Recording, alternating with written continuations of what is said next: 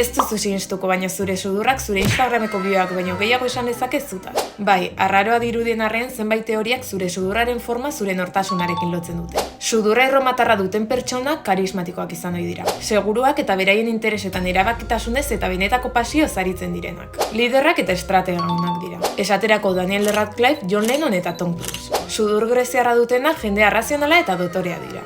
Gainera ondo pentsatzen dute zer egin aurretik. Honen erakusle dira Kate Middleton printzesa eta Jennifer Aniston. Pertsonen 3%ak soilik partekatzen du sudur greziarraren forma. Sudur motza Charlize Theronena bezalakoa sormenari lotuta dago, baina baita jarrera ezegonkorrari eta heldugabeari ere. Pertsona inpultsiboen ezaugarri bereizgarria da. Sudur okertuak nortasun handia du, adibidez Rosy de Palmarekin gertatzen den bezala.